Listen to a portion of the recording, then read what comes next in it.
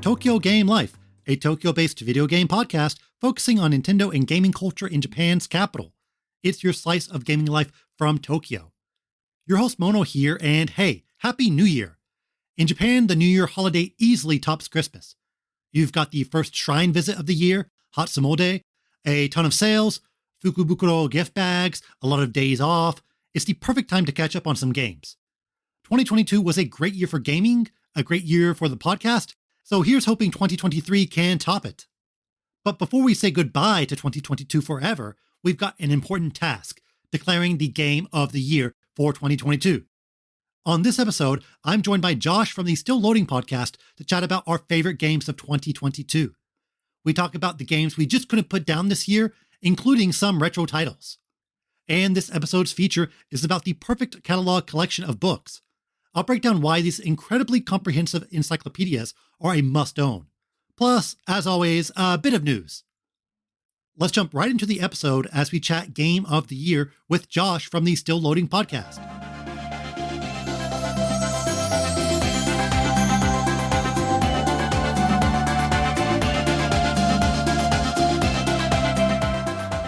"2022 has come to a close, so now is the perfect opportunity to look back on our favorite games from this past year and crown one as the coveted Game of the Year.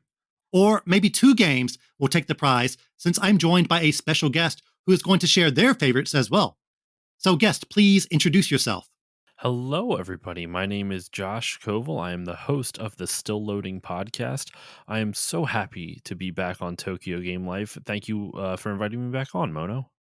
Thanks for joining me. We talked earlier about our favorite games from the halfway point, so I thought, well, might as well wrap it all up with the same person and talk about what is the final Game of the Year.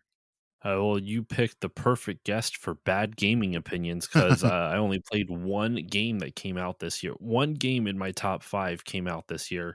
Unfortunately, being a parent, I don't have the money for newer systems nor the time to really devote to playing newer games unless it's for the podcast, for my own podcast. So Right. it's been a mishmash of stuff. I kind of played games from tons of different consoles and tons of different, like multiple different generations. It's My list is going to be all over the place, but I'm excited to hear your top 5 as well. I think it's great that all my top 5 are from 2022, but I'm glad we get some old games, maybe some retro games. We're also going to get a bit of love. We might as well get right into it. Here's how it's going to go, listeners. We picked our 5 favorite games of 2022, some new, some old, and we're just going to count them down and chat about them. Josh, you have guest rights, so what is your number 5 game of 2022? Real quick, we mentioned off mic about guessing each other's number one. I think it'd be kind of fun, real quick. I'm going to guess your number one based off what I've listened to of your show. And I remember you said you had a guess for my number one, correct? Yes, my presumption is I have a guess for your number one. All right, so my guess for your number one, and obviously we'll have to wait until we count down for this. My guess for your number one is Pokemon Legends Arceus, however it's pronounced. Okay, my guess for your number one is Kirby and the Forgotten Land. So we will see, listeners, who is right and who is wrong. Or maybe both of us are right. We'll see. Josh, what is your number 5 game of 2022? My number 5 game of 2022, it kicks it off real strong with a game that did not come out in 2022. And it was also a game I did not even get to beat because I hit a tough boss and I just rage quit and I never came back to it. My number 5 is Persona 3 for the PlayStation 2. I started playing Persona 3 for the first time earlier this year with the intention to beat it. And I got pretty far in. Like I logged 40 or 50 hours, which in almost any other game would be either done or 3/4 of the way, but I'm pretty sure I'm only about halfway through Persona 3 right now. There's a boss in the Tartarus, which I can't even remember what it is. I'm actually kind of amazed. Normally, and I don't know if this happens to you, Mono, where you're playing a game with a complex story like a JRPG, and you put it down because something else comes up, life, maybe another game catches your fancy.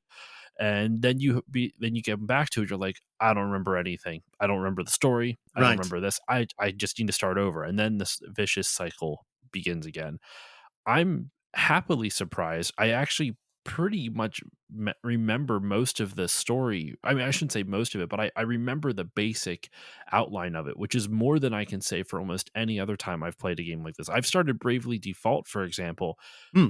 conservatively 5 times, 'cause I get, like, 3 hours in, and then something else will attract my interest, and then I have to just go back and start it all over again, and it's a big pain in the butt, but, yeah, so my number 5 is Persona 3. I've really enjoyed my experience of what I did play with it up until, the 40 or 50 hours I logged into it before a boss just made me mad, Hmm. and just really enjoyed my time with it. Really enjoyed the relationship building. I mean, that's the whole thing with the Persona games is Right. building relationships with your peers. But it's my first Persona game, and what I've played of it, I've really enjoyed it. Yeah, if it makes you feel better, I also played Persona 3 when it came out. Got about 50 hours into it, but never beat it. It must. I bet you hit the same boss that I did. I don't even remember the name of the boss. What's your number 5 for game of the year? Well, my number 5 for Game of the Year, it is the only Western developed game I have on my list. And Okay. it's a bit also unexpected because it's my only game on my list that is not a console game. And it's Oh, not even a PC game. It is a mobile game. And that game okay. is Marvel Snap from Second Dinner. They are a Okay. new developer, but their head honcho is somebody a lot of people might know. His name is Ben Brode, and he was the director or creative director of Hearthstone, the World of Warcraft Mm, card game that took the world by storm a few years ago. And I have to presume is still popular. But Marvel Snap is basically not Hearthstone 2, but it is a totally new take on the collectible card game genre, similar to what Hearthstone was. I'm a big fan of like collectible card games, but the hassle with a lot of them is that, it's difficult to build a deck because a lot of yeah. card games have a lot of cards. For example, Pokemon TCG has 60 cards. And if I gave you some homework assignment where it's like, okay, Josh, there's a 60 card limit, make a Pokemon TCG deck, I think you would have no idea where to start. Not even in the slightest. Like, you wouldn't know, like, oh, how many Pokemon cards do I need? How many trainer cards do I need? How many energy cards do I need? And it's kind of funny that decks are getting smaller and smaller and smaller as the years go by. Pokemon TCG, and I think Magic as well, is 60 cards. And something like Card Fighters Clash, which came out in 2000 or so, is 50 cards. But then Hearthstone was like, no, we're changing everything, 30 cards. But then Mm, even something like Gwent, another really popular video game card game, the Witcher card game, yeah. yes, they're like, no, no, no, not 30. We're doing 20. And Splatoon 3 this year also has a card game inside of it, and they have 15 cards. So we're getting even Oh, smaller. wow. And Marvel Snap, they're like, no, we can go even smaller, 12 card decks. That sounds a bit unusual for a card game, but it's also one of its greatest strengths because it's really easy to make a deck because you only need 12 cards and they give you a lot right out the gate. The way you get cards is not like a lot of other card games because a lot of card games rely on booster packs where you're Mhm. getting like random cards after you, like, it's like a blind box. It is basically gambling. As much as I love like card games, it is gambling. You don't know Yeah, what's at in it. least to a small extent. Yeah. But here it's really smart in how they do it. They break it up into pools or like think of it like tiers. So in tier one, these cards are in tier one and you will get them kind of randomly. But by the end of tier one, you will have all the tier one cards. So everyone is kind of on the same playing field. And tier two is also like that. You've entered a new tier, so we'll give you new cards. But by the end of tier two, you will have all the cards. Pretty much everyone has sort of the same cards you do. Of course, as you get higher and higher, you get cards less frequently. And so there is a bit differentiation in, who has what. But the idea is, okay, if you just give everyone all the cards, like what would they make? And you might think, well, everyone will just make the same deck. But the way the game is structured is that there's a bit of luck and a bit of RNG or dynamism to it where no game is the same. First of all the games are like maybe 3 minutes. Perfect for handheld, perfect Yeah, for phone gaming. exactly. There's like 3 areas on the map, and you're trying to get the most points in 2 of the areas. However, each area also has like certain powers. Like one will like double the strength of your cards. Another one will like you can't use a certain ability in this area. And there's so many really creative locations. Like it would duplicate your card to another area. Other ones are like crazy. It's like, oh, it'll destroy a different area. Or there's even one where it will destroy your deck and then it will give you random cards. So both people are playing with totally random decks. Every match is totally different from the last match. There's no real advantage where, okay, I have this deck and I'm just going to play this one way. You really can't do that. You really need to be adaptable to the locations and also the strategy that the other person is using.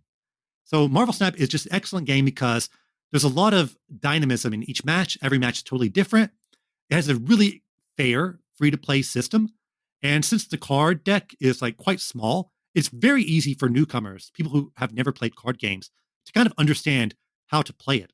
Maybe I'll actually give this game a shot because I think I've talked to you off mic about this. I am not a fan of card game Mm. based video games. I almost usually find like, well, why would I'll just get the cards at this point. I understand that's not the appeal of it is being able to just take it on the go. Like imagine having to bring a deck of cards with you everywhere and also obviously the ability to Right. play with anyone at any time versus with a physical deck of cards. There's Mm. you're kind of limited to who's in front of you.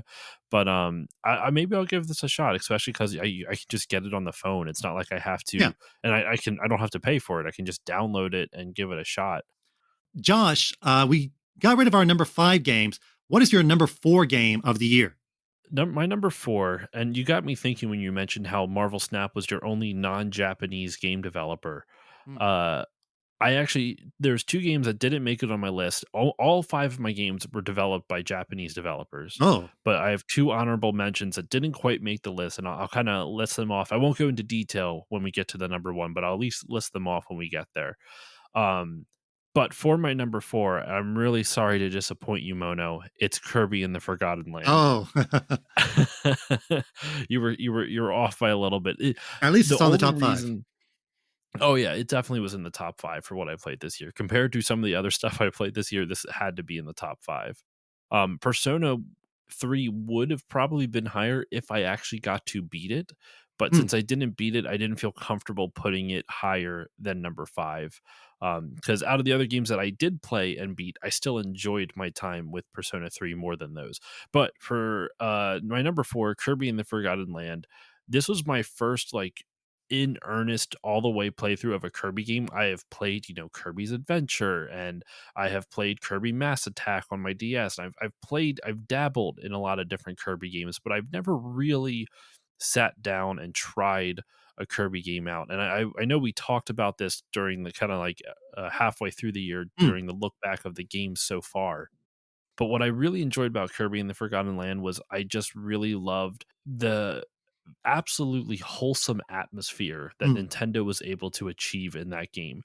Like when you start up that game and you hear the music, and you obviously Kirby is an adorable character, but when you hear that music with that setting and the visuals that Nintendo created for it, you can't help but smile. It gives you this warm feeling. It's almost like it's creating nostalgia for you without actually you experiencing nostalgia, because it's just this very warm, comfortable setting is the best way I can describe it. Even though there is like obviously like some tense moments, the game I wouldn't necessarily say is easy, but it's also not necessarily hard. It's just a good level of Mm. challenging.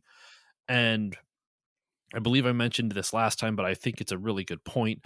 I love the feedback loop where the game will encourage you to explore levels, try to get different, to explore levels to their fullest. And by doing so, you get different power ups, or you can level up the power ups you already have.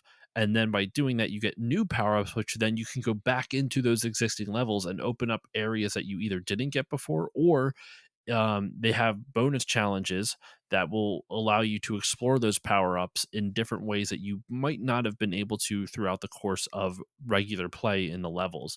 So the game has a really nice feedback loop where you explore the levels, they reward you with more power ups, and then those power ups allow you to go back into those same levels and explore new ways to play them, or explore new levels entire, or get access to new levels entirely. Mm. So the gameplay, the reward for your gameplay is more content. It's more gameplay. It's not Mm. necessarily just a story that's unlocking the content for you and unlocking that progression. It's you playing the game.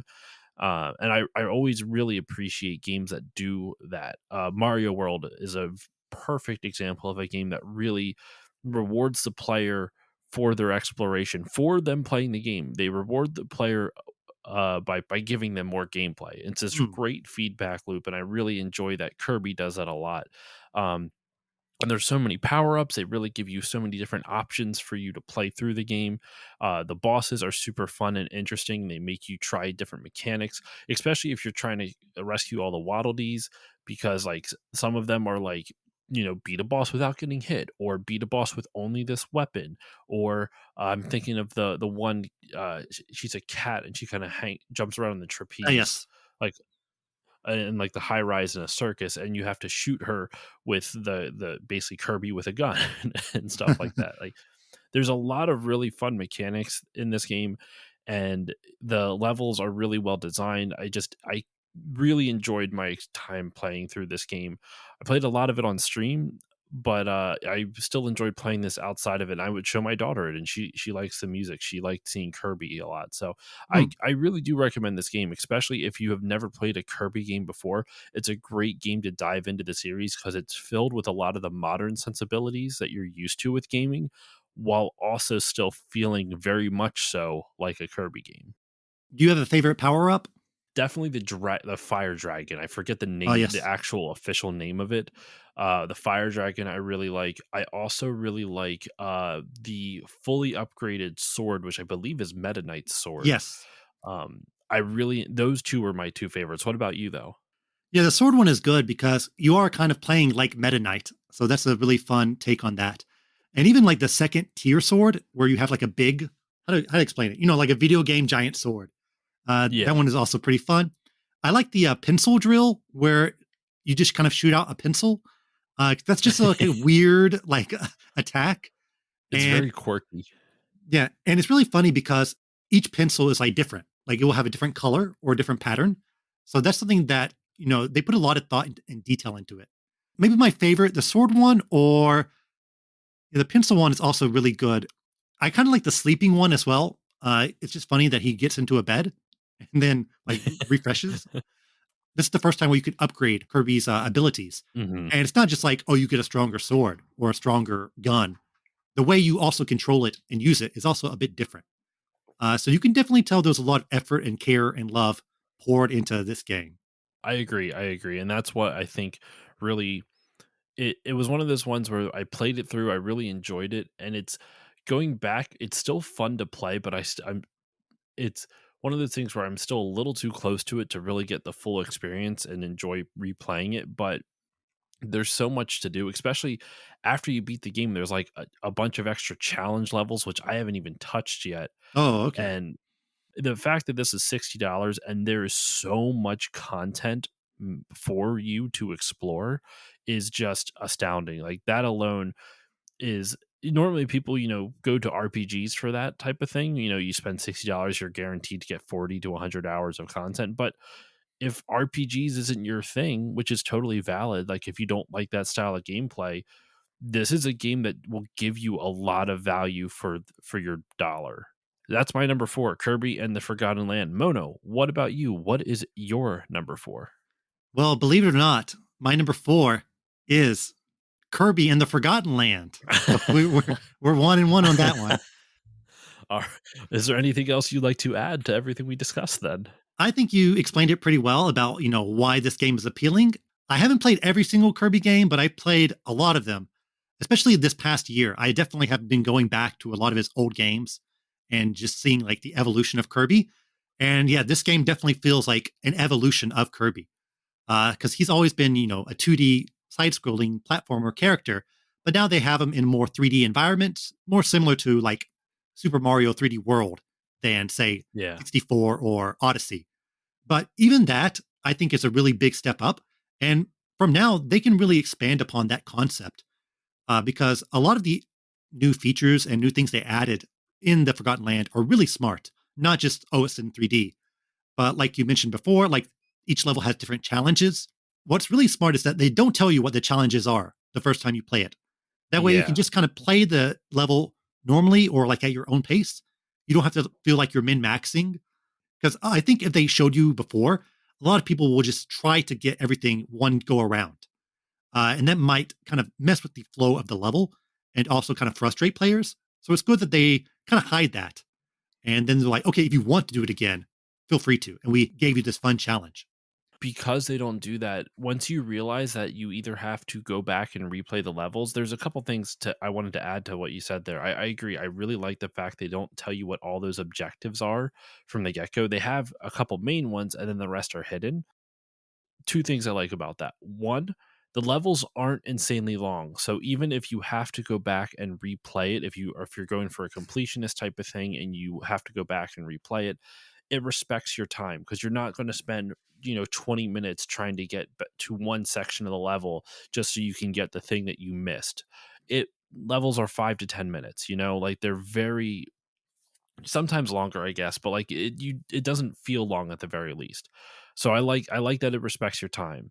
Second, once you realize about the hidden ones, it's kind of becomes another game in and of itself to be like, well, can I get all five without knowing what the other three are? Right. And that I always really enjoyed that. I liked playing through levels where I'm like, all right, let me try I would explore the level like crazy. I'm like, because there's usually like five things you have to destroy. You always know there's like five items you have to collect or destroy besides the waddle dees and stuff like that. And so it was always fun to kind of explore around and see what those five things were. Are you knocking over five towers? Are you like jump, jumping onto five fire hydrants or something like that. I don't even know if those are actual examples. I can't remember them off the top of my head, but I really like that. I thought that was a really good way to respect the player's time, but also add a lot of replay value. Yeah, definitely. And another thing I want to note is that the extra levels are definitely worth doing, even though they are kind of remixes of existing levels. They certainly Hmm. feel new and they are quite challenging. And there is like a really great final boss. So there is a good payoff for doing it. So, if you ever want to go back to it, definitely try out those extra levels. I will at some point. I will at some point. So, Josh, your number three game, what is your number three game of the year? My number three game of the year, we're going to have to travel in the Wayback Machine once again.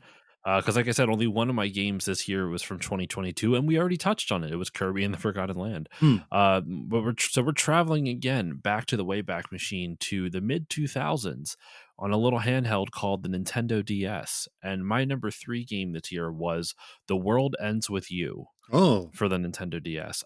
I have at the beginning of the episode, I mentioned, or at the beginning of our segment here, I mentioned how there are games that you start a bunch of times and then you lose track of where you're at and then you just start over because you don't remember the story. hmm. The World Ends with You was that game for me for conservatively a decade. Hmm. I started it at least like two or three times, and it just was something where I never got around to finishing. Well, finally, it was actually kind of serendipitous because that's when they announced. I shouldn't say announced. I forget when they announced the sequel, but I got the hankering to really give it the good old college try again right before I knew the sequel was coming out. They might have announced it before then, but at least in my recollection, I didn't know there was a sequel coming at the time. And so I sat down. I played it for the show, and I loved it. I really enjoyed my playthrough of it. I would always get pretty far, but I would always, like I said, just stop. And this time, I don't know. I think it was knowing that I had to do it for the podcast really helped push me through and finish the game and beat it. And I really enjoyed it. I didn't quite understand everything with the story, but it's Tetsuya Nomura, so Right. I mean, you Kingdom Hearts is your guiding key with that. Like the story is all over the place with his stuff, but I really enjoyed the world that he built. I really enjoyed the characters. I enjoyed the combat is just wonderful. It is one of the most interesting combat systems for a JRPG that I've ever played.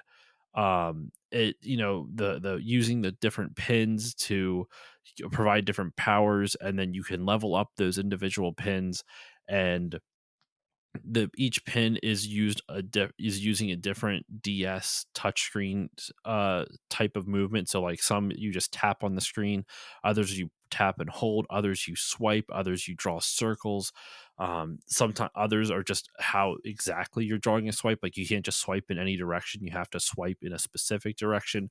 It really is impressive how they took the mechanics of the DS's touchpad and was able to find so many unique uses that you could use to create all the different power-ups in this game that the pins offer you. The setting is one of the most interesting settings I've ever experienced in a video game. Just this idea of this alternate world set in is it in Shinjuku? I forget exactly. Or It's in Shibuya. Shinjuku. Shibuya, I'm sorry.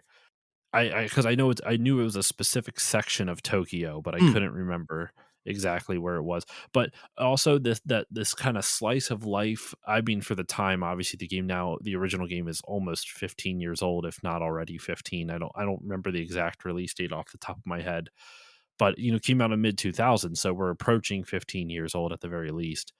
It just the style and the fashion, the music is fantastic. I always enjoyed playing it when I would start it up and then inevitably just get disinterested and move on. And I don't know why I couldn't just buckle down and finish it. Actually, you know what? I take that back. I remember the one reason I didn't finish it. The game glitched on me. There was a oh, segment during one of the Reaper tests where it was like you have to go through this gate. I completed the Reaper's challenge and then it just would not unlock for me. And so because I couldn't finish the game there, I just was like I was already like 20 hours in at that point. Maybe not that far, but at least 10. And so I was like I don't want to do this all again. It was too fresh at the moment. So rage quit there because the game glitched out on me and I couldn't proceed. So waited probably a like at least 5 to 6 years, maybe longer. And I came back to it earlier this year, played through it, loved it, and it's a fantastic game. If any of you have not played The World Ends with You, you don't need a DS to play it. They have since released it, I believe, on Switch as well mm. as mobile. And then obviously the sequel, The World Ends with You. What is it? Neo, the world ends with you. Neo, The World Ends with You is out on Switch, which I have yet to play, but eventually I will get my hands on a copy because I loved the first game. Though I've heard the new one's polarizing. I don't know if that's true or not. But yeah, that's my number 3, The World Ends with You. Have you ever played this game, Mono? Yes, actually, I did play it on the DS, and it is a very unique game. I can't really think of another game with this sort of combat system. And one of the great advantages of the DS is that how so many games utilize the hardware. And this is a game that definitely utilizes the dual screen and touch screen capabilities. So even though there is a Switch version, I am kind of wondering, does it lose something a bit special if you take away that? That's the only reason I'm hesitant to try to suggest any other version but the DS version, but I also understand the DS version could be expensive depending Mm. depending on what the collector's market is for it. Do you even still have a DS or a 3DS that can play it? Like there's a whole bunch of factors to it. But from what I understand, the mobile port is pretty decent. It really is super unique on the original DS because one thing I forgot to mention, you said before, Mono, it's the reason it's unique on the DS is because of the dual screen nature of the DS. And that's important because they're playing on the DS, you fight in combat both on the top screen and the bottom screen at the same time. On the touch screen, it's all dependent on your movements, but on the top screen, it's just dependent on which buttons you're hitting on the D pad or the X and A and B button or X, Y, and A or all that stuff over on the right, depending if you're left or right handed. It's handy because I shouldn't say it's handy. It's interesting because it makes it feel very frenetic, even though the combat on the top screen isn't that complex because they don't make you do crazy combos. You can you either hit right or left a whole bunch of times, depending on which side of the screen the enemy is on. And then there's like 3 branching paths, and to use each branching path you hit left or right, whichever direction the enemy this whichever side of the screen the enemy's on, and then you go up to pick one path or down to pick another path, and that's generally it. You don't need to even pay. I'm sure if you want to master the game, you should pay attention to that. I just kept hitting left or right for the direction that the enemy was in, and I did fine. So you can either master the combat if you really want to dive into the combat system, which is really frenetic and fun, or you can focus all your attention on the touchscreen because you can dodge enemy attacks that way. Um, so it's important, in my opinion, to focus on the bottom screen because that way you can play offense, defense, and also heal yourself if necessary. When on the top screen, it's just pretty much there for damage. Like there's not much you can do to play defense except just keep attacking. Do you know the Japanese name for The World Ends With You? I think I did at one point, but I don't recall it off the top of my head. What is it? It's called It's a Wonderful World. I like The World Ends With You more personally. That's definitely more evocative, I would think. Because especially with the character arc that happens to the main character of oh my gosh, I am blanking on his name. Neku? Neku, yeah, there we go. So that's my number 3. The World Ends With You. What about you, Mono? Throwing it back over to you. What is your number 3? My number 3 game of the year is a game a lot of people couldn't stop talking about earlier this year. And it is the only game on my list that is a PlayStation game, or at least playable on the PlayStation. And that is Elden Ring, the open world Souls game from Software, who is, of course, famous for the Souls franchise and Sekiro and Armored Core as well. So this is sort of their magnum opus, I would say. A lot of people call it, Dark Souls 4 and 5, and maybe even 6 together in one game. And a lot of the gameplay mechanics are not quite new because it is a Souls game. Like the combat feels like it does in Dark Souls. And the way you build your character and a lot of the equipment and a lot of the weapon types are very similar to Dark Souls, if not taken directly from there.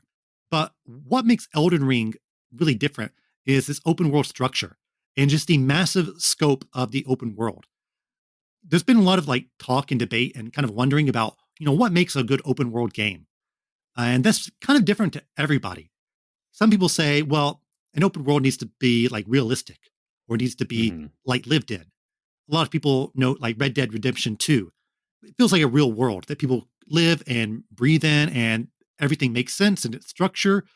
It doesn't feel like a video game world. It feels like something that is taken from our planet and it put into a game. Others say it needs to be, kind of dense. There needs to be a lot of things to do. And others say, well, traversing the world and exploring needs to be interesting and rewarding. Like, for example, Breath of the Wild. That game is really strong in that the way you can navigate it is very interesting, like the climbing mechanics and managing stamina and how every item you come across is useful and reusable. Elden Ring is a bit different from everything else in that everything is completely unique and creative. A lot of the places you encounter in this game, I've never seen in any other, not just open world game, but any video game. The art direction is just so striking and evocative. And everything you see, you can go there, even though it seems unbelievably huge, but you can actually traverse it. For example, there is just so many hidden areas and just shocking moments where, the world is much bigger than I expected. You start off in Limgrave, which is a very typical, grassy area. Once you explore that, and that area by itself could probably be its own game because it's just that big. But then you realize to the east is Caelid, which is this scorched hellscape where the sky is red, everything is diseased and disgusting. It feels like you are in a completely different game, and it's often quite shocking. There's 2 chests in Limgrave that when you open it, you're teleported to a different part of the map, and both of them go to Caelid. So you can be maybe level 1 or level 2 and open up this chest, and you're teleported to an area where you need to be level 60, level 70. And so it's just the game has so many of these moments that you can remember forever. And the way that it's structured is really smart in that, Souls games are hard, and it's often you have to beat your head against the wall. There's this boss, and I just need to try against this boss over and over and over again. And I need to get better and better. And there's nothing that's going to help me until I understand this boss 100%. Some people like that, but some people are frustrated by that. But here, okay, if you come across a boss and you can't beat it, just go somewhere else. You could go to a different part of the map, go to a different section, try to find a different weapon, or just like grind and, be much stronger. And that's another good thing about Elden Ring is that you can feel your character getting stronger. Oftentimes in Dark Souls, it kind of feels like the same difficulty the entire time because, the game Mhm. is just getting harder and harder. Even though, oh, I'm 20 levels higher than I was from the last time I fought the boss. Well, this boss, it feels like, I'm doing the same damage that I did to the last boss. But here is kind of easy to cheese. Like there's some sections that you can easily just go there and like completely destroy the boss because your character is so leveled up, or you figured out some technique that is really good for this specific type of enemy. So it has like a great power fantasy as well. So they took everything that's kind of frustrating about Dark Souls and they just gave you more options without sacrificing a lot of the things that people like from the original Dark Souls games, like the difficulty and the incredible art design and just the way you can customize your character. So I think Elden Ring is really the culmination of everything From Software has tried to achieve before. Maybe I'll actually give it a shot then, because what's turned me away from Elden Ring is I tried Dark Souls and I did not enjoy my time with it in the Mm. slightest. And it's I'm always very careful about criticizing Dark Souls because the fanboys of that can get pretty angry. Yes. I have yet to be yelled at, but so I want to be clear also, like when any criticism I leverage at it, it's very much from a personal standpoint, not that the game itself is bad, if that makes sense. Like I can look at a game, understand why it's good, and understand why people like it, but then I can't stand it personally. Mm. And Dark Souls is very much like that for me, where I hated that there is no pause button because I'm a dad and I can't just like stop playing. I can't just let a game persist, like if I'm in the middle of combat and my daughter suddenly needs something, well, looks like I'm dying from that. Great. Thanks game. It really, what it boiled down to me is like I because I streamed it a lot. That was the times that I could play it where I didn't have to necessarily worry about having to be a parent. I didn't enjoy the bosses all that much. I beat 3 or 4 bosses in. I think Mm. I beat, like, for in the original Dark Souls, I beat the gargoyles. I Ah, beat yes. there's that moth, that like moth on a bridge. I forget what it, like, this lady moth thing. I don't remember what it was. Mm. Um, and I beat a couple of the bosses, but it just, what really irked me was that if I died, and of course you're gonna die. I understand the whole intention of it is that it's a boss, Mm. especially a Dark Souls boss.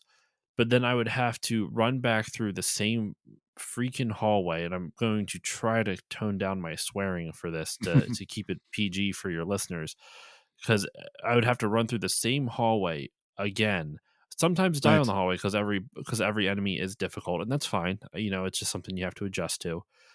Get back to the boss, and then specifically the gargoyles did this to me. And then I would get like 2 hits in, learn one slightly new way to survive like a second longer, and then die again. And so instead of like, having like 5 or 10 attempts on a boss, it was like 30 or 40. And I don't have a lot of time to play games.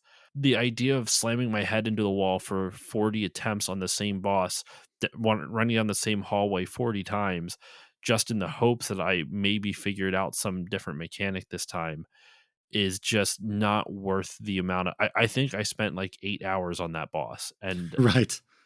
I just, by the end of it, I'm like, this game does not respect my time. I only have 2 to 3 hours a night to play, Mm. and if I wasn't doing it if I didn't have podcasting, maybe it wouldn't be so bad. But still, that means I would have spent 4 nights in a row of my of what little free time I have in this, looking at the same hallway. Sorry for the Dark Souls tangent. There's probably more I could be upset about. But with Elden Ring, though, if it has more of a balance like that, it might be something I'm more interested in, because I really admire the world building of Dark Souls. Mm. I'm not the best at understanding the world building because it's told in a much different way than I'm used to, but the storytelling in the Dark Souls games and Soulsborne games is legendarily good. And I'm Mm. very curious when they take a world that was kind of and setting created by George R. R. Martin, but told through the perspective of FromSoft and their Soulsborne style games. That sounds amazing to me. Like, that's a world I want to learn about. And I just wish I liked the gameplay styles more, because like I said, I totally understand why people like these games. They're really well designed games. I have so little patience for it. So, and I have so little time for it is more importantly. So maybe Elden Ring, even though I know it's a long game, maybe the fact that I don't have to just bash my head against a wall for 40 attempts on the same boss. I can go explore another boss that might be slightly lower leveled, or go to another area and explore around a little bit. Like maybe that is something that will actually give me a chance to try out a Soulsborne game and really enjoy it. Yeah, and what you mentioned, a lot of the frustrations that you have in Dark Souls, I don't want to say they're 100% alleviated in Elden Ring, but yeah, there's definitely a lot more options where you don't have to go down the same hallway over and over again. Of course, there are like story gates where you need to beat this boss to continue the story, but it's definitely a bit more generous. And okay, if you can't beat this boss, you can do like A, B, C, and D instead. I don't want to say like, oh, if you didn't like Dark Souls, you will love Elden Ring because a lot of the gameplay is similar, but I think they do a lot of smart things to kind of alleviate a lot of the frustrations from the Dark Souls franchise. And they give you a lot of options to just cheese things as well, which I'm a big fan of. You can summon a big jellyfish. You can summon a clone of yourself to just like distract people. I don't say easier, but there's definitely a lot of options for people who want to, just get done with, this boss or get done with this section.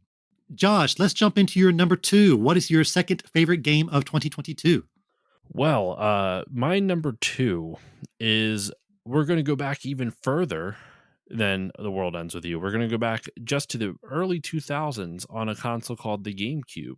Hmm. And I played for the first time ever this year, and I know this is maybe surprising to some people, Pikmin. I played Oh. Pikmin for the first time ever this year. Only 20 plus years late, but I finally did it. And with the announcement of Pikmin 4, I actually did an episode on Pikmin earlier this year, and it kind of worked out that Pikmin 4 got announced. And the reason I put Pikmin at my number two above everything else was Pikmin was the first game out of this, besides Persona 3, which like I said, it was number 5 because I didn't beat it. But Pikmin was one of the few first games on this list. Like, I could not stop playing it. I would go to work and just wish I could go home so I could play more Pikmin. I would count down the minutes until my daughter went to sleep so I could go upstairs, turn on my GameCube, because I still play it on original hardware, and play Pikmin. I loved it. I was Hmm. not expecting to like this game, to be honest, because I I think what helped me really give it a serious try is learning that it was an RTS. It was Nintendo's take at an RTS. It was fantastic. Like, I really enjoyed being able to figure out how to I really enjoyed strategizing and figuring out what all the different types of Pikmin do, and figuring out how to take out the enemies and then also use them for the resources. And all the different maps were super interesting. And it also was a good length. It never felt like it stayed too long. I feel like some games can overstay their welcome, and they should end sooner than they actually do. Hmm. Pikmin, I think, maybe was like a tad too long at times, but not by much. I really enjoyed my playthrough with it. The final boss was nuts. I've never seen like a boss like that, for because a lot of times in RTS games, the boss is pretty much, here's a rush. Like, you just have to survive wave after wave of Hmm. men, of Right. like soldiers. And in this, it was, no, you have to send all your soldiers onto one big baddie and hope that you can finish them off. And the final boss was tough. It was very challenging, but I really enjoyed the challenge. I really enjoyed trying to figure out some of the mechanics. It was a really interesting take on the RTS, in the sense that you are moving your character, or the cursor, if you're thinking of like a stereotypical RTS, like around on the map, and it has, like, you have agency with it. It's The whole game was just fantastic. I really enjoyed my playthrough with it. I was so surprised that I was as hooked on it as I actually was. And it's one of the feelings I cherish so much as an adult now. Like, if I can find a game that, just when I'm at work, all I'm thinking about is going home and playing that game, you found a game that really, like, has sunk its teeth into you. Hmm. And Pikmin was that for me. Have you ever played, I'm assuming you have, but have you ever played Pikmin? I played, yes, the original Pikmin on the GameCube, and I liked it, but I never finished it because especially at this time, I was very stressed about like time management in games. I didn't like Yeah. realistic like countdowns. That's one of the reasons why I didn't play Majora's Mask until maybe the Wii era. Even though I loved Ocarina of Time, I was so concerned about like the time mechanic because it just kind of like freaked me out for whatever reason. Even like in Ocarina of Time, the last battle after you beat Ganon, you need to escape the castle. They give you quite a lot of time. That was so stressful to me as a kid, just trying to escape the castle because it is like a real countdown clock. And I thought, well, I don't want the entire game to be a countdown clock. So I did like fall off of it, even though I've always appreciated Pikmin. And I did buy Pikmin 3 on my Switch, but it's one of my mini backlog games where I haven't touched it yet, even though it is installed on my Switch and I can play it at any time. I kind of want to play it with my wife because I think it might be a good co op game. And she's really into Pikmin Bloom. And I also enjoyed that game as well. Okay. Even though it's nothing like the actual Pikmin game, Pikmin is in our lives now. So It'll make you happy to know that apparently after the first game, they got rid of the time clock. yes, I've So heard that. Yes. you won't have to worry about that. It's pretty generous the way. So the what's kind of nice is that you can save in between each day. So Yes. if you the way you have to get 30 pieces of Olimar's ship in order to be able to blast off for the moon safely, right? Mm, So essentially you just have to get one piece of his ship per day. So if you save in between, it is a little tedious, but if you save in between and you're going through a level and you can't get at least one piece of the ship, then you're just like, all right, before the day's over, before it allows me to save again, let me refresh and try it again. So that's how I handled it. I know it's a little bit min maxy for lack of a better term. It's mm, like just kind of it's almost like built-in save states, sort of, but there was no save states. I just use the built-in save feature of the game and like, well, I failed on this day. Let me just reset it and redo the day. So mm, that was it for me though. I really enjoyed my time with Pikmin. I was not expecting to enjoy it as much as I did. And it was funny when you asked me to come on for this episode, I was looking at the list of games that I've played through and I actually played through 13 games this year and I had no idea that I actually played through even 13. I thought it was less. mm, That's nothing compared to some other people, but Pikmin, it absorbed me for like a solid like month. That's all I played. It was such a good experience. But that's my number two, Pikmin. What about you, Mono? What is your number two game of the year? well, sorry to say, my number 2 game of the year is Pokemon Legends Arceus from Game Oh Freak. man, we both So, got it wrong. yeah, we both missed. You were a bit closer than I was, though.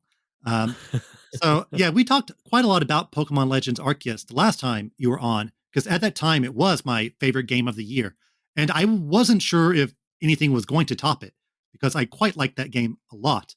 And reflecting back on it, and even especially now after playing Pokemon Scarlet and Violet, I have a much greater appreciation of Pokemon Legends Arceus, what it tried to do, and what it accomplished, and how it really felt fresh for the Pokemon series. Because when they announced the game, people have always wanted an open world Pokemon game for years, me included. And so they announced Pokemon Legends Hmm. Arceus, and it seems like that. But it's like, well, it's kind of a spin-off. It's not in modern day. And then you find out, well, it's not even open world. It's closed off zones. Well, this is not, what I wanted. This feels like kind of a baby step instead of like a big evolution or step forward. But once you play the game, you realize that the decisions they made are really smart. And the structure of the game, even though it's not open world, it mimics open world in a really smart way. I would say the open world aspects of Arceus are definitely better than Pokemon Scarlet and Violet's open world. Even though Pokemon Scarlet and Violet is a legitimate open world where you can go anywhere, anytime. I Yeah. think the way Arceus is structured and the way each area is designed is just much, much stronger. For example, in Arceus, there's like 5 core sections. There's like a grassy section with some lakes. There's like a beach section. There's a icy section. So it's like your typical biomes you would see in any video game. But within one section, everything is so curated and so smartly designed that you really want to search out every nook and cranny because it's worth going to every single part of the map. And there's so many smartly designed places in each area that every time I got to a new area, I was really excited because I wondered, okay, what Pokemon am I going to see here? Or what new sections and hidden areas am I going to discover? For example, in the first area alone, Of course, you have the grassy field, but there's also like these really particular areas. Like there's this very small hidden pond, and at this pond is the Turtwig, which Mhm. is like the grass starter for Diamond and Pearl. So this Pokemon Okay. is only in this one small area that's very easy to miss. But it feels like they made this area just for this one Pokemon. I can go on and on about the smart curated locales. There's a waterfall, and there's Magikarp on the bottom of the waterfall. But when you climb to the top of the waterfall, there's Gyarados, the evolution of Magikarp. That ties in with like the Pokemon lore, where Magikarp who want to evolve, they have to climb up the waterfall before they evolve. Ah, So it's a okay, bit of yeah, like yeah. world building as well. There's like a hot spring area, and there's like Machokes like resting in the hot springs, another lake. And at nighttime, like the Clefairy come out and they dance around the moon, an area with like a lot of healing items. And there's like a Blissey that lives in this area because, yeah, Blissey associated with healing. Even though, it's not an open world and it's much smaller, it's more dense and more particular in where they put the Pokemon. So really encourage you to explore each section because you're going to find something unique.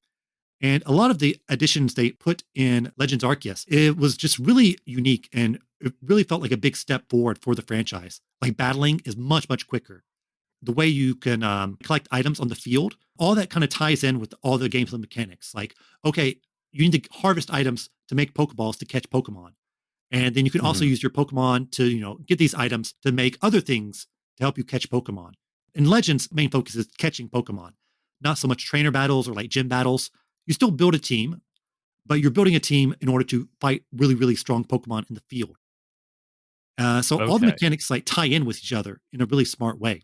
So it's almost like they're trading the trainer and gym battles for like against people and almost making it just you're fighting like Pokemon are now your trainer and gym battles. Yeah, the Pokemon you find in the field are like way stronger than your team, a singular Pokemon. They're called alpha Pokemon, which are these giant Mhm. Pokemon, and they're much, much higher level than your team. So it definitely sometimes it takes, six of your Pokemon to take down one, which is something you don't find in like a normal Pokemon game. Yeah. Even though there's only one town, it's filled with a lot of different characters and a lot of side quests. You build up your town over time. So you can feel the passage of time and you feel like your town is growing. Unlike in Pokemon Scarlet and Violet, it feels like you go to a town and they're beautiful and there's a lot of them, but there's not a whole lot you do in them. You just fight the gym leader and then that's basically it. The tools they have in Legends Arceus are not as many as a mainline game. They use them in such a smart way. And Breath of the Wild was also like this, where Breath of the Wild, if you list the gameplay mechanics, there's not a whole lot, but they're used in such a creative way.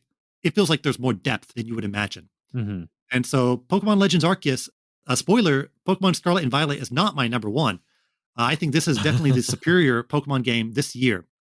After playing it, I thought, no, I don't want everything to be put into a mainline game, but I want 90% of it to be put into a mainline Pokemon game. If they make a Legends 2, like Legends Johto or Legends Kanto, I'm there day one. I was much more impressed by this game than Scarlet and Violet, a game I do think is fun, but Legends just felt like a totally new experience. It was also really great to visit Sinnoh again because last year had the Pokemon Diamond and Pearl remakes. And so to see that same area in like a new perspective was really incredible. So Legends is my number 2 game of the year. I am looking forward to actually playing that game because I've told you off mic before. Pokemon is one of those series where I've always admired from afar, but I play so few of. My journey through the Pokemon games, and your listeners who know you are a big Pokemon fan are going to laugh at me. Red and blue, or if you're going with the Mm. Japanese releases, green and green and red. But yeah, red and blue. I didn't really play them again because I didn't own any of them. I dabbled with like gold and silver on friends like Game Boys, but I didn't really get to legitimately play it myself. So I didn't play another Pokemon game again until over a decade later with Pokemon X and Y. And then since X and Y, I actually haven't really touched a Pokemon game again. I think I might have gotten like there was some remakes like Omega Sapphire or something like Yes. that for the 3DS or something like that. I got one of those for free from a friend of mine, and I played a little bit of it, but I never really got too far. But what has interested me about Pokemon Arceus is the fact that so generally when a new Pokemon game comes out, there's a bunch of people, all the Pokemon fans that I see online are always like, "Oh, it's a fun game." Like they're always happy with it, just by and large. Obviously, Yeah. there are exceptions, usually some grumblings about which Pokemon made it onto the final roster and which ones didn't, that kind of thing. But by and large, it's usually just like met with not a lot of fanfare, just decent reviews and good sales, obviously. But when Arceus came out, everyone was like, "This is so different from almost every other Pokemon game," and that's kind of what I've been waiting for, because as much as I like the Pokemon formula, I stopped playing it after Red and Blue. It's just overwhelming at this point. I think there are either 1,000 different Pokemon now, or it's Yes. either approaching 1,000 or they just hit 1,000, They've and topped it's a like thousand. they've topped 1,000, and I'm like, I remember and love the original 150. And once it got more than that, past gold and silver even, I liked the stuff in gold and silver. I just lost all familiarity with it. And that's not the game's fault. That's not even a criticism. It's something I actually have to actively participate in. And Arceus just seemed like this such a unique experience compared to what I was used to. So I have it. I have the game, and I've been meaning to try it out. So maybe when I inevitably start covering Pokemon on my show, I will have to have you on to do an episode on Pokemon Arceus, because I Pokemon Legends Arceus, because I would love to do a deep dive on this game, especially comparing it to what the rest of the series has been historically. So that sounds like it'd be a lot of fun. Yeah, definitely. If people say like, okay, I want to get into Pokemon, what's a recent game I should get into? I would probably recommend, Pokemon Legends Arceus above pretty much every other Pokemon game on the Switch because it's just so different that, well, if you just play like Hmm. another typical JRPG, like you fell off of the series. I don't know if there's the Diamond and Pearl remakes or like Sword and Shield or Scarlet and Violet. I don't know if that would like get you back into it because, it's pretty much the same format. But Arceus is definitely something quite different. So it's a bit more refreshing in that regard. Josh, we're at the end here. What is your game of the year? Oh man! So before I do my game of the year, like I mentioned before, I'd give a quick mention to my honorable mentions. There's three games I wanted to shout out real quick. Won't go into a whole lot of detail, but other games that I really enjoyed playing this year. Once again, none of them are actually new. One, the original Medal of Honor. I had played that Hmm. as a kid, never beat it. Finally beat it this year. Very happy I finally beat it. Another game, little known hidden gem on the PS1 called Sheep Raider, which was known outside of North America as Sheepdog and Wolf. And I don't know about how it was known in Japan, if it ever came out in Japan, but basically you play as Ralph Wolf, from Looney Tunes, and you're trying to steal sheep from Sam Sheepdog, and it's this puzzle platformer. And it's a lot of fun and kind of under the radar.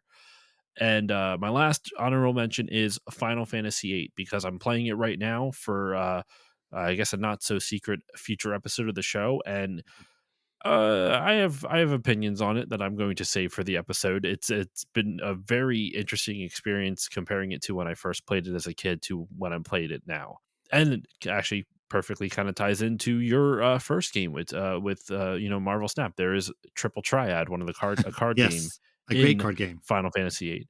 Now, for my number one pick of my number one game of the year that I played this year, it ties in tangentially to card games, just like Final Fantasy VIII, and it ties in very directly to my honorable mention of Final Fantasy VIII, because my number one game is Final Fantasy IX. Oh, I played Final Fantasy IX back when I was a teenager, like a young teenager, like pre-15, right? hmm. And formative years of gaming. And I feel like everyone's most formative years of gaming in that 10 to 5, like 10 to 15, that 5 year stretch of like 10 years old to 5 years old, maybe 8 as well, 8 to 15.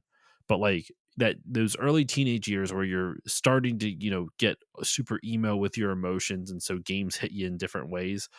Final Fantasy was that for me. I had played Final Fantasy 7 through 9 straight at that time, and I played 7, fell in love with it. Played 8, loved it even more at the time. Though my opinions are definitely interesting now, which I can't go into just yet because that'll be for a future episode of the podcast. But then I came to Final 9, and I never actually beat it back when I was a kid. I got very far, got actually to the second to last boss, needed to grind another 10 levels in order to beat the boss. So I ended up putting a pin in it using my friend's save file, who was 10 levels higher than me and one boss ahead of me, and got to see the ending on his file. So when I played it now in 2022 for a upcoming episode of the podcast, I was like, I need to play this through legit. Like, I need to go the whole way through. And let me tell you, what a world of difference experiencing Final Fantasy IX is as a kid versus as an adult. Mm, The game mechanics have definitely not aged the best. You know, random battles are not necessarily the most fun thing to deal with anymore. mm, It's actually also a very slow game, both in terms of frame rate as well as combat, because Square was so dedicated to their animations for both magic and attacks and summons that these battles take a long time. mm, With that said, what it lacks in terms of those frustrate or what it the issues that I have with those frustrations nowhere near outweigh the good things I find about this game. Combat's fine. The battle system is fun and interesting for the most part. But what really got me to the what really pushed this game to number one for me was the story. And I won't spoil it for those who have not played it, but what I will say, and I don't think this is a spoiler, this is like, if it's a spoiler, it's the first like 30 minutes of the game, right? Maybe an hour out of like a right. 40-hour game. So this does not spoil the ending. What really sticks out about Final Fantasy IX are the characters. The characters are some of the most fully realized characters I've ever experienced in a game, and it's interesting. Now, I haven't played a lot of other JRPGs since. I'm actually kind of starting to go down a JRPG rabbit hole at the time of this recording. I'm playing through Final Fantasy VIII, then I'm going to play through Final 7. For I guess I can announce this now. If I'm, oh God, I hope I can pull this off. The winter of Final Fantasy. I'm going to be doing episodes on Final Fantasy 9 through 7 straight in a row, week after week. So Final Fantasy Nine's episode is actually already done and recorded. I just have to edit it. And at the time of this recording, I'm in the midst of playing Final Fantasy 8, and obviously I'm going to replay 7. But after I do that for the show, I'm going to be playing a bunch of other JRPGs to kind of get back into the genre. But the reason I preface all that is that maybe there's some other JRPGs that have, better stories in this. But what blew me away with Final Fantasy 9 was just like the world building is fantastic. The characters are amazing. Um, the world building in that game, I felt the same emotions I felt as a kid, Mm, and that's really hard to do. And it wasn't nostalgia emotions. It wasn't, oh, I remember that. It was still the same emotion of like, this world feels lived in and real, even though it's essentially glorified loading screens. Like you go, it fades out. There's another still background, and then you're exploring this city, and then you go. It's all just different screens. It's not a fully realized 3D world. I mean, it is on the world map, but not on the individual. Like when you walk into a city, you're not looking at a 3D city, you're looking at stills that you're running through. But it still felt like this real lived in world. And the characters, I guess the best example I can give, like I said, this is a minor spoiler. So if you don't want to hear this, just fast forward a little bit. But there's a character named Vivi who is a black mage. And in the beginning of the game, you and the main characters Zidane and everyone else escapes from this petrified forest. As you're escaping, you get out of the forest. The forest completely turns to stone, and you have to play the game to find out why that's happening. They discover this little village. The village is super creepy. No one's really there. There's a couple kids running around. You see a couple women running the stores, but there's not a lot of people there. There's absolutely no men there. It kind of gives off this borderline Twin Peaks vibe of just this unsettling village, this unsettling town and characters.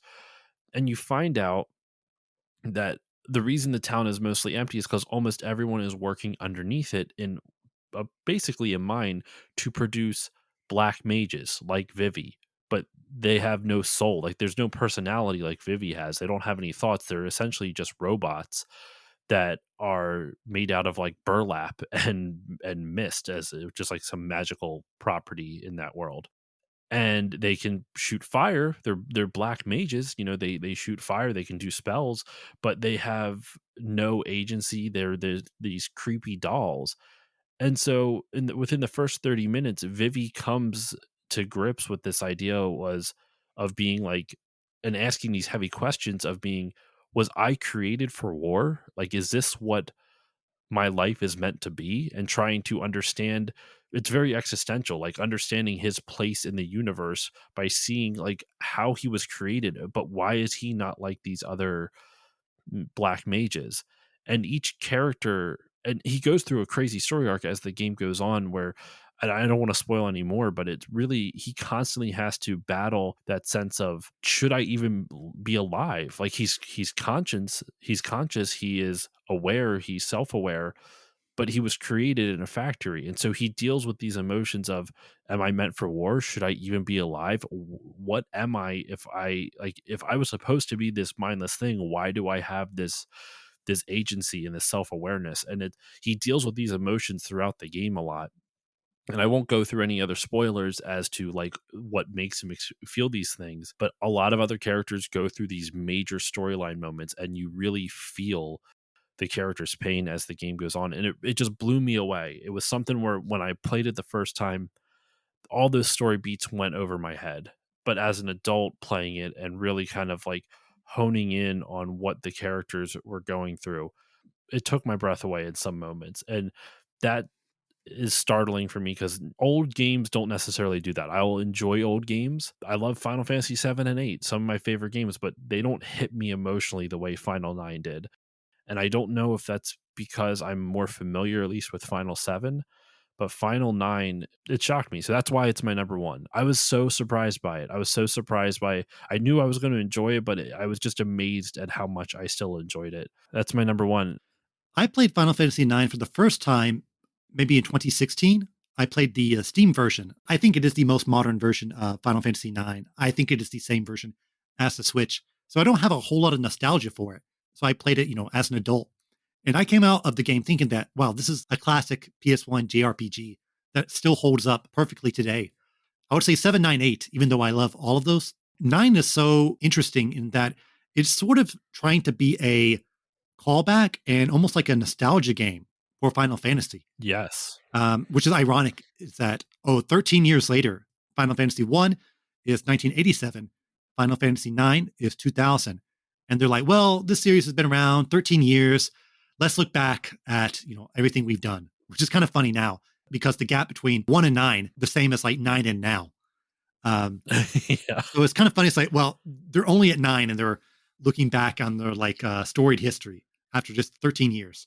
It doesn't feel like it's just nostalgia bait. It has its own voice and its own look. And like you mentioned before, the characters are not just pastiches of, classic characters, even though they kind of look like that visually. Vivi looks like the Final Fantasy 1 Black Mage, and Steiner looks like, like a typical knight. But they're all unique in their personality. Yeah, the gameplay as well. Like I really love Kina. I don't know how to pronounce it, but like the blue mage. Yeah. Kina. Yeah. I don't know how you do it either. I think that's my favorite blue mage in all of video games because the mechanic of taking other enemies' abilities is really smart. They've used it before in other Final Fantasy games, but I think it's done best here because the abilities you use or the abilities you get are just so useful. So I definitely think it is a classic JRPG that can be enjoyed even today.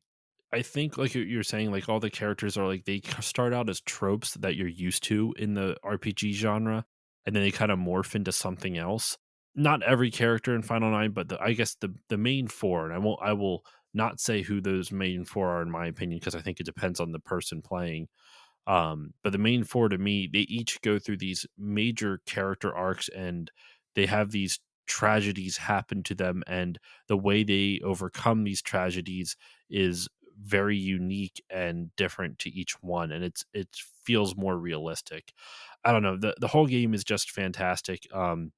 The last thing I'll say before I go on another tangent, I mentioned before about the world building. Basically, the reason I said the world building is really strong is that there's multiple continents in the world of Final Fantasy 9, and on the main continent, the Mist continent as it's called, the Mist continent, excuse me. There are three major cities, and they all kind of are like they have like it's a rivalry, but there's like tension, if one of them will go to war with the other or not. The reason it feels so real to me is that there's public transportation connecting all three. There's a gate at the center of the continent with like lifts and almost it looks like a ski lift, and you can travel to each of the main three kingdoms, and there is like a rest area at the center where you can go to a restaurant and eat food, and it just feels like this lived in world because it's like it feels like ours in a weird sense, like if you're traveling somewhere, there are rest areas that you stop by and you can stretch your legs and grab a bite to eat. And it just felt like this very lived in world. And as there's different cities. There's a city called Trino, which very much feels like Las Vegas. It's like a gambling capital. And you have a city called Lindblom, which is like the futuristic city of the future. That was really redundant what I said there, but it's futuristic and it has airships and it's massive and huge. And then you have Alexandria, which feels very regal and it's much more old, but it has this majestic setting to it. It's wonderful. And then even has like super fantastical things like Clara, which is a city that lives on a beanstalk or like some type of it's a tree, excuse me, a tree, and it's surrounded by a tornado. Like the game just fills this world in with these amazing locations and like it fills it out super nicely. I don't know. It's amazing. Final Fantasy 9 is my number one. I gotta stop talking about it. If you want to hear me gush more about it when the episode does drop, there's like it's 2 hours and like 40 minutes. It's a long episode whenever I do finish editing it. So that's my number one. Mono, before I continue on, what is your number one? Well, my number one game of the year is one I've talked about quite a bit on the podcast, especially recently, and that is Splatoon 3. So, my history with Okay. Splatoon, I would consider myself a big Splatoon fan. I bought all of them at launch. I was, one of the few Wii U owners on planet Earth. And when they announced Splatoon 1, a lot of people were, of course, very skeptical because it's an online shooter from Nintendo on a hardware that nobody owns. That sounds like a disaster. But it was a big hit, especially in Japan. And I quite liked Splatoon 1 because it was a very original game, because there's no game quite like it. It's a very classic Nintendo example of taking an idea or a genre and flipping it on its head. Then Splatoon 2 came out, and of course, it's on hardware that people actually own. But even then, it was close to launch. So it kind of built up over time. Like it just kept selling and selling. Then Splatoon 3 comes out, or it was announced. And I thought, do we even need Splatoon 3? Because, well, we already have a Splatoon game on the hardware and it's still selling well and people are still playing it. So I thought, well, Splatoon 3 seems a bit redundant. But after you play Splatoon 3, you realize that, okay, I understand why Nintendo decided to put it out. Because, of course, the audience for the Switch is much, much bigger than it was in 2017. It's like a refresh of the series a bit, even though a lot of the mechanics are pretty much the same. And it's hard to Mhm. say, even though I love this game, if you didn't like Splatoon 1 and 2, will you like 3? The mechanics of like the gameplay are pretty much the same, but a lot of the ancillary stuff is changed, and all the changes are so smart. And this game has way more content than the past two games, probably even combined, where it feels like the perfect culmination of the idea of Splatoon is here. And just some of the things I want to talk about, like why it connected with me. For example, Splatoon 1, I put in about 50 hours into the game. And Splatoon 2, about 75 hours. That's with the DLC that they added on later. So yeah, that's still, a lot. I don't Mhm. play games for like 75 hours. That's one of my most played games. Yeah. But Splatoon 3, I put in over 100 hours in just the time it's been released.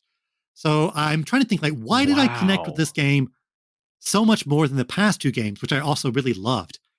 And I just think that every change they put into Splatoon 3 is just so smart. And I think the content they have here is just much, much more than the past games. For one, I think one of the biggest things they did was totally change the weapon loadout.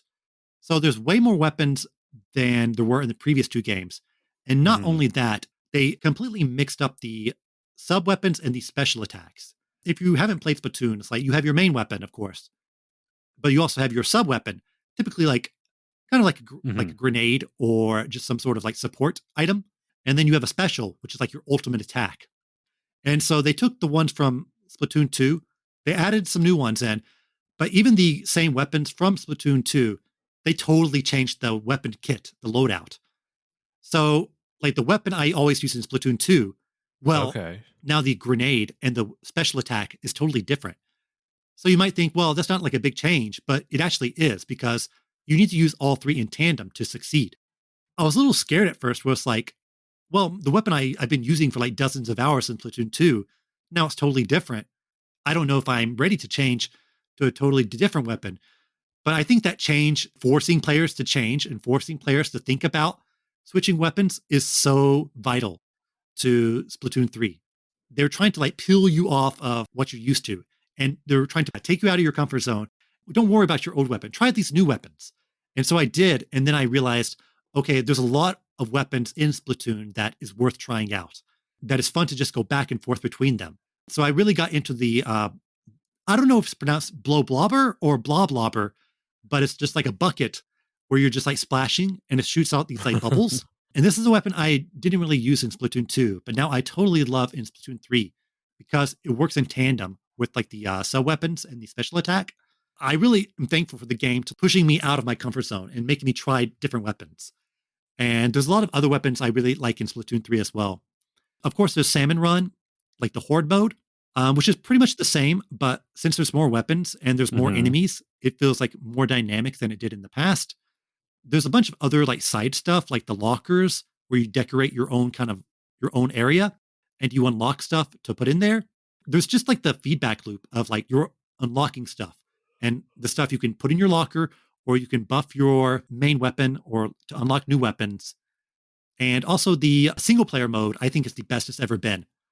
It's a bit like Super Mario Odyssey a bit, where you're in this world and you're unlocking different hub sections, Interesting. and then you're going in more linear levels. And these linear levels are really interesting and creative. There's one where you're in a tank and you're trying to almost platform in a tank, which sounds really funny because you're trying to think of like you're shooting these platforms to fall down. Okay. And there's another one where there's a big Easter Island head, and you need to spray every inch of this giant head.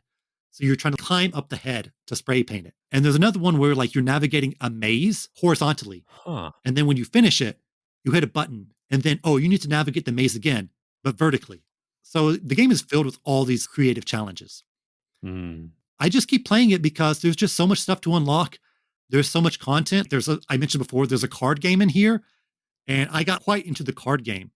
They take the idea of Splatoon, where you're trying to, cover most of the map with your color, but they're doing it in a card game where your card covers Yeah. this many squares, and the enemy is putting down their squares as well. So you're trying to figure out, okay, where can I put my cards to cover up their ink? This card game could be its own game, but it's just like a side game in Splatoon 3. And a lot of the events they've had recently, like the Splatfest, they also had Big Run, which is totally new for Splatoon. It's hard to pinpoint down. It's like, why is this game clicking with me way more than the other two games, which I loved, but I didn't put them as game of the year? I think it's just that there's just so much stuff to do. There's more encouragement to experiment with weapons. And the rank mode is also way easier to get into than before because the way you rank up is so smart. It's less on how many you win and more on your personal performance. So you don't have to freak out if you lose a rank match. You're not going down. You're actually going up if you did your part in the battle. So everything they did is just so smart. And even like the UI changes is so helpful finding out where things are on the field. I like the new specials, like the Tacticooler, which gives you a buff. A lot of the new weapons are really smart and creative. And I'm really looking forward to what they have in store for the future because it is kind of a live service game. And the new season launched earlier in December. So they had some fun Yeah. weapons and they added some interesting new maps. And next year, they're going to have the DLC, the single player DLC. And I think, well, if Splatoon 3 had the best single player, the DLC will be even better, I would presume. So I'm really looking forward to that. So it's just a game I keep going back to over and over again. Living in Japan, the launch of Splatoon 3 was like a really special moment. And it made me feel like, oh, I'm glad I'm like a gamer in Japan because there were so many advertisements for Splatoon 3, so many fun collaborations. Baskin Robbins had Splatoon ice cream. There was like a real hype level in Japan. Like I could hear people like at a restaurant, I could overhear people talking about Splatoon. Even I played Splatoon 3 with some of my coworkers. So it's like really a unique experience overall. It feels like it's totally taken over Japan. And it was the highest selling game in Japanese history when it launched, which ironically has been taken over by Pokemon Scarlet and Violet, but it at least had that moment in the sun where you would never imagine this Nintendo online shooter released on the Wii U. The sequel would eventually become the fastest selling game in the history of Yeah. Japan. Yeah, Splatoon 3 is a game I could talk about, forever, and I'm looking forward to talking about it more on the podcast as the DLC drops and as these new seasons keep rolling out. I am hoping to get. I'm one of those strange adults that still ask for video games for my mom from Christmas. So, because I generally it's either like my mom still asks like, "What do you want for Christmas?" I'm like, "You can just, it's fine, whatever." So what I usually just ask for is pants and video games. Those are the two big ones. So I just send a list of like 4 games, and Splatoon 3 is on there for me. So I'm hoping to get a copy of this because I watched people play Splatoon 2 on Twitch in the months leading up to Splatoon 3's launch. And I was watching and I'm like, man, I have not really given this a serious try. And the community for it seems fun. Like, one of the reasons I don't like to play multiplayer games online is just because the Mm, communities generally are super toxic. But watching my friend, shout out to G to the next level of YouTube and Twitch. Um, he was playing it a lot leading up to it. And I'm like, man, this seems really cool. I feel kind of bummed that I missed out on this community over the last couple of years. So when Splatoon 3 launched, I'm like, maybe I should actually pick this up. But as I said at the beginning of our chat, like, I'm a parent. I don't have time to I don't have time, and my wife and I are saving up to move out, to buy our own house, so I can't just go dropping money on something that I don't need. So unfortunately, that's honestly the main reason why my list here was populated by games that were not from this year. It's because I am saving up for a house and I can't afford it. Um, but I'm hoping to get Splatoon 3 for Christmas because it seems really fun. And you telling me that the single player is the best the series has ever been, I cannot wait to give it a shot. Like, it really seems like a lot of fun. I have played a little bit of Splatoon, very, very, very little, but I've really enjoyed like the mechanics of it. I like Nintendo's take on the arena shooter, for lack of a better term.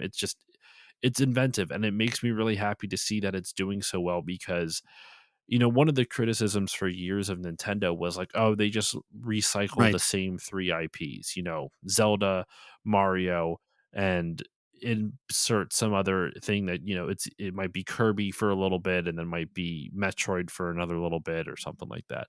And lately, or Donkey Kong, who knows?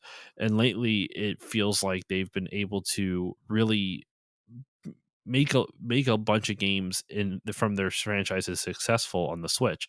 Kirby, obviously, last year with Metroid Dread, even though it's still, Yes. I think, what it sold like 2 or 3 million units or something like that, which is very small compared to, I think Kirby sold 5. So Kirby is newer, but still outsold Metroid Dread that came out like and that it came out before.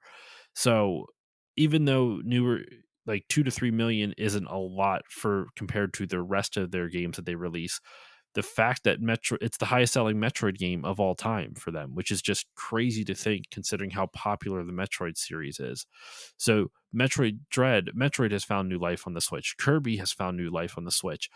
Splatoon was on a dead console and it was able to find life on the Switch. So the fact that they were able to create a new IP and make it one of the most popular things for them, just one of the fastest selling games of all time in Japan. Did you say it is the fastest? It was at the time, but then Pokemon Scarlet and Violet actually beat that record. So it was only That a 3 month gap or 2 month gap where it was the fastest selling, but it was at one that's point. wild. It really makes me want to give this game a shot, and I'm hoping, I'm praying, as like I said before, as lame as it sounds, I hope my mommy gets me this for Christmas. But no, I'm hoping to get my hands on this game soon so I can really dive in and give it a serious try. I definitely highly recommend it.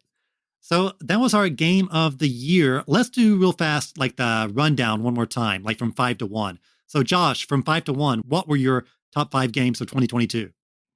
My top 5 games of 2022 was number 5, Persona 3. Number 4, the only game from this year, Kirby and the Forgotten Land.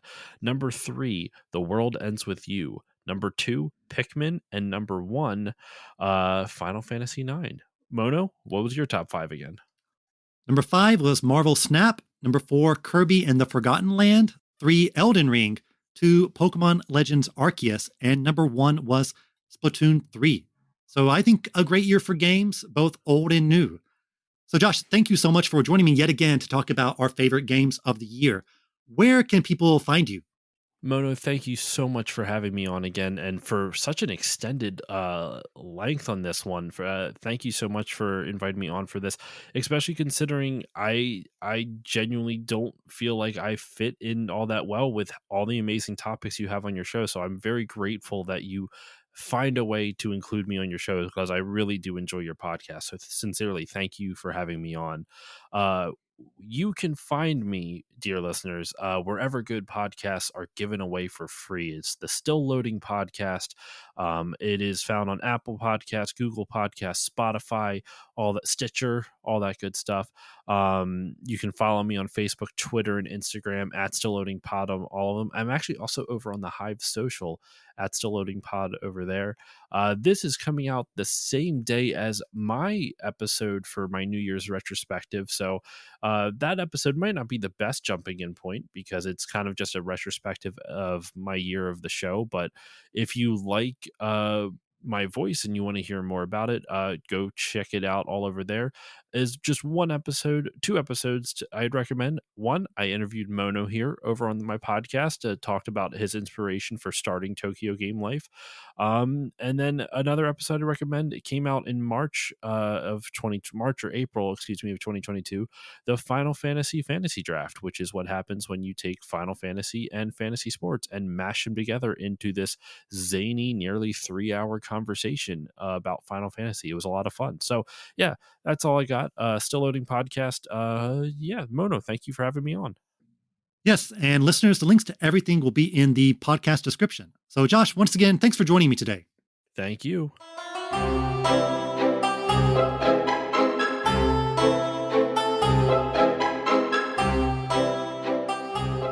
Once again, thanks to Josh from the Still Loading podcast for chatting with me about Game of the Year. Be sure to check out all his links. They're in the podcast description.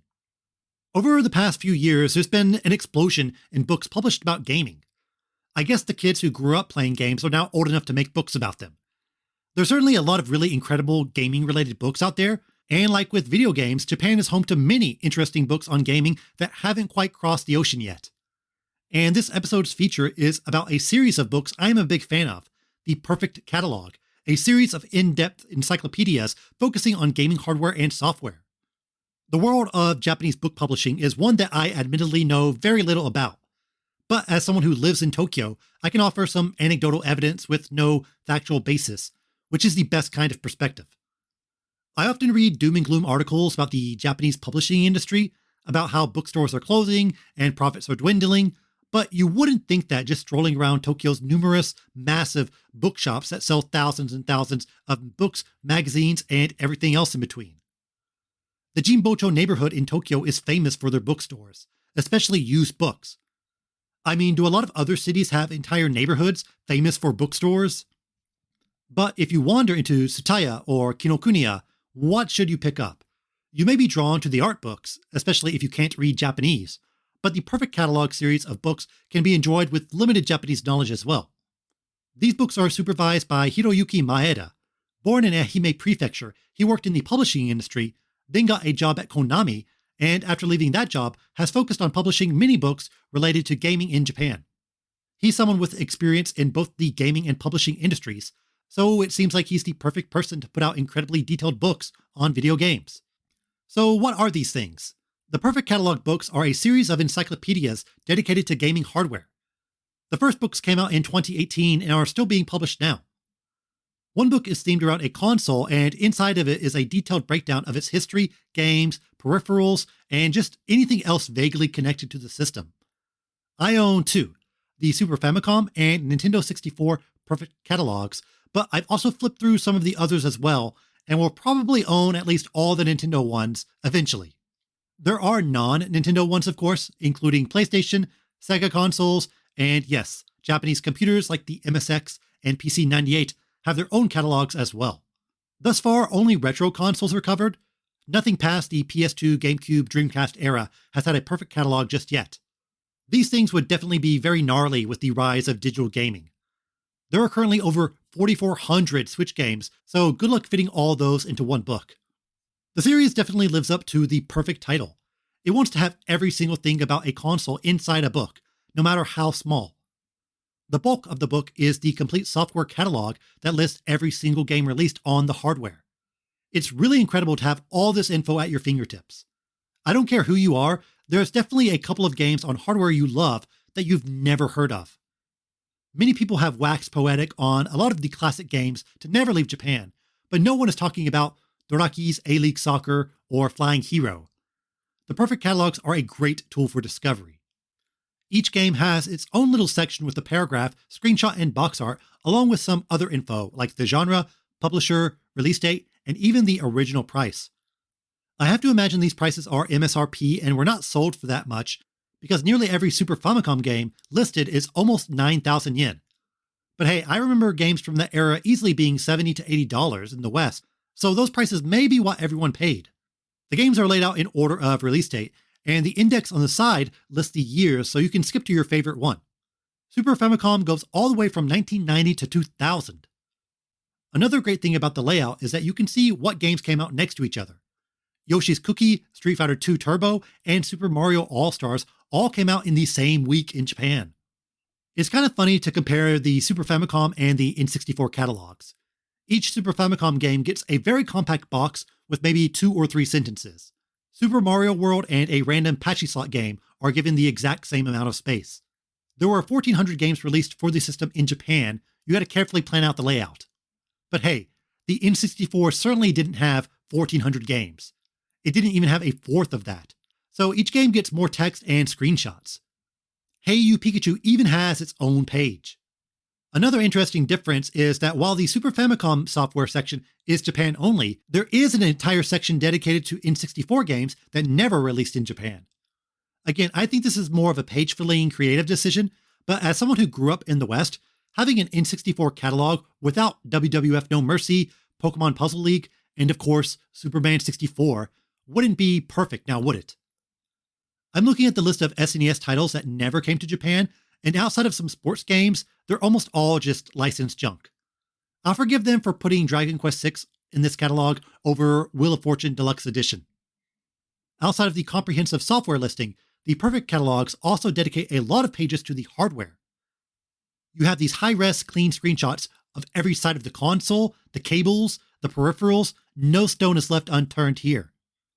There's an entire subsection dedicated to the Super Famicom sound chip, for example. The hardware analysis is both thorough yet very concise and touches on incredibly specific topics. What's the difference between RDRAM and VRAM? What effects can the SNES graphics chip actually pull off? The book has you covered. If you can read Japanese, you'll certainly learn a lot, but if not, I think the clean layout and myriad of beautiful pictures will keep you occupied. The Super Famicom and N64 catalogs have a great hardware section since both have a lot of weird peripherals and ancillary things. The Super Famicom book covers the Satellaview, the Super Famicom box, the Super Scope, the mouse, the SF1, which was a CRT with a Super Famicom built into it, and more.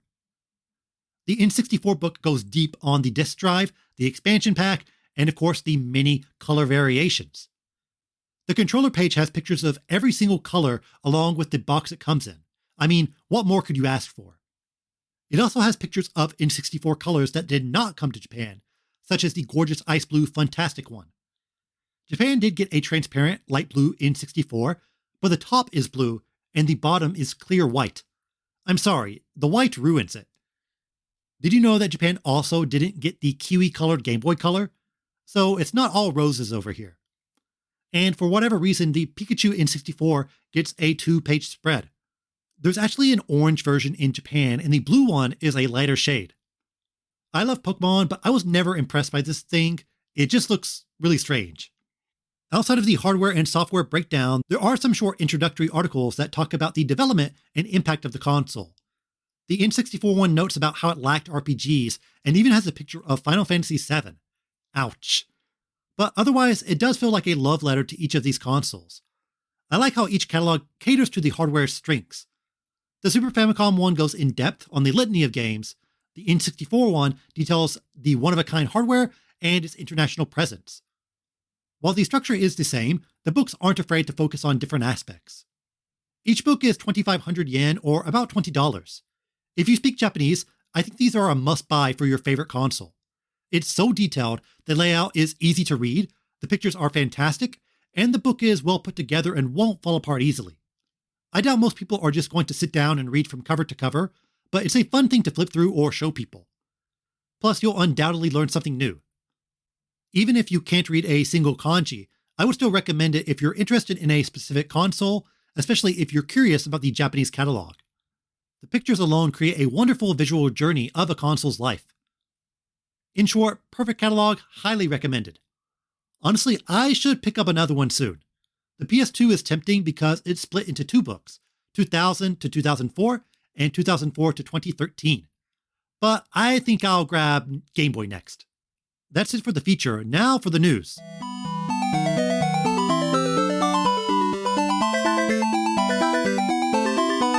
Hey, it's the first news update of the year.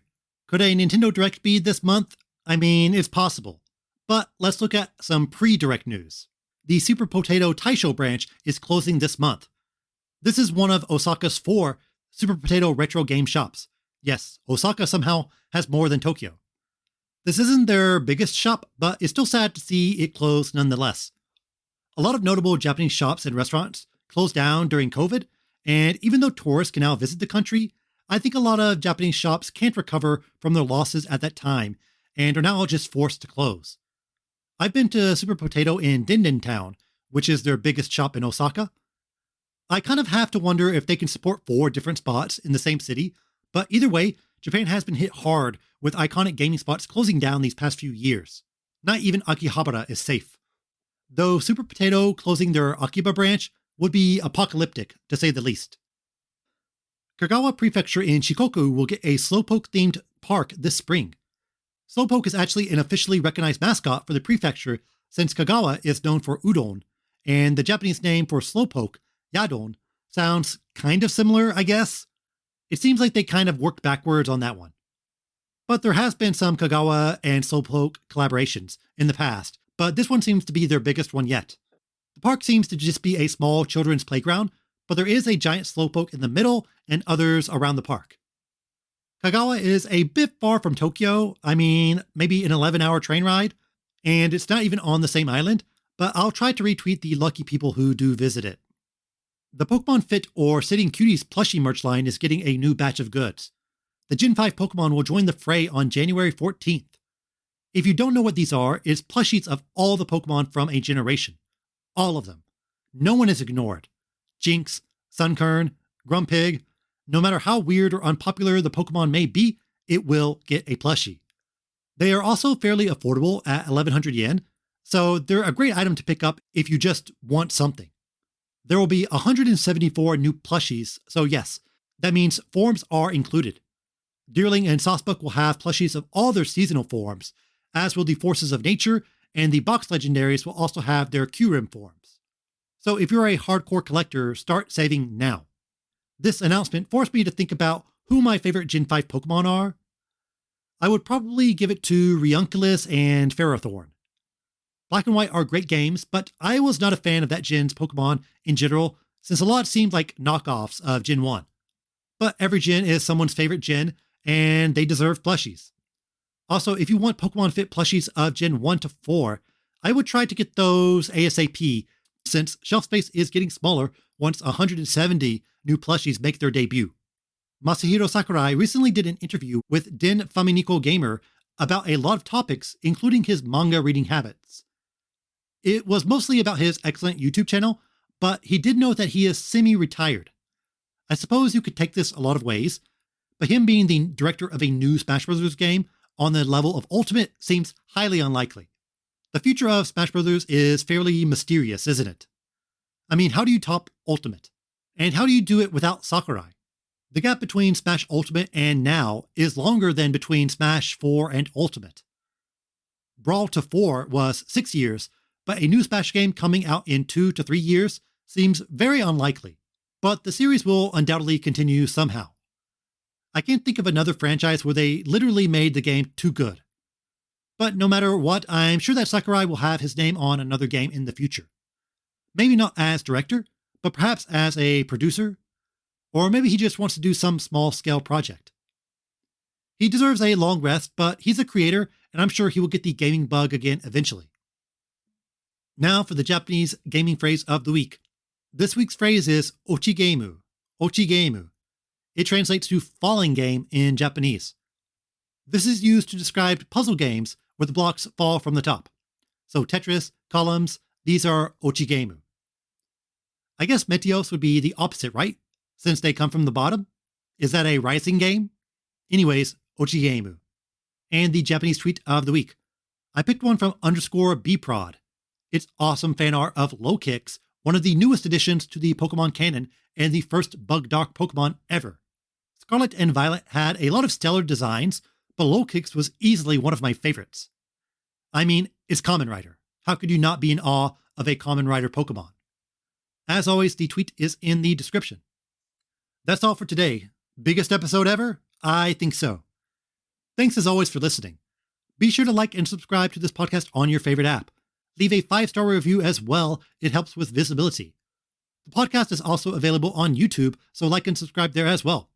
I'm on Twitter, Instagram, and TikTok. Just search for Tokyo Game Life or find the links in the podcast description. If you like the podcast, be sure to share it with your friends and on social media. If there's anything you want me to cover or talk about, don't be shy, just message me on Twitter. The next episode will be on January 15th. See you next time. Mata ne!